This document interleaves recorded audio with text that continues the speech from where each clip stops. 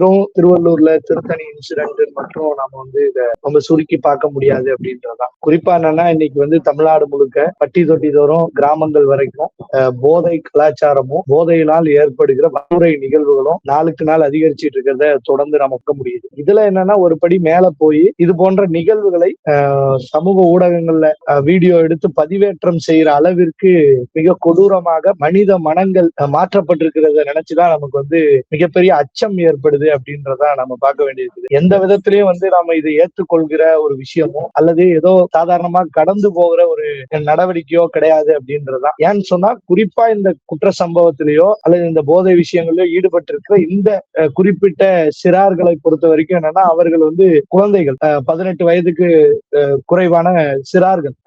எனவே இந்த சிறார்கள் மனநிலை இவ்வளவு மோசமாக மாற்றி இருக்கிறதுக்கு குறிப்பா சமூகத்திற்கும் பங்கு இருக்குது. அதே நேரத்துல அரசாங்கங்களோ அல்லது அரசாங்கத்தினுடைய சிஸ்டமேட்டிக் துறைகளுக்கோ இதுல கூடுதல் பங்கு இருக்குது. இதை கண்காணிக்க தவற விட்டு இருக்கிறதுல, இதை பாதுகாக்க தவற விட்டு இருக்கிறதுல இவர்களுடைய பங்கு பெருசா இருக்கு அப்படின்றதான் பார்க்க வேண்டியிருக்கு. குறிப்பா போதை பழக்கங்கள் இன்னைக்கு மின்சாரம் போக முடியாத கிராமங்கள் வரைக்கும் கஞ்சா உள்ளிட்ட போதை பொருட்கள் மிக எளிமையாக போறது அப்படின்றது தமிழ்நாட்டுல அதிகரிச்சிருக்குதான் இந்த கடந்த ஒரு 10 ஆண்டு காலத்துல அப்படின்றத நாம பார்க்க வேண்டியது.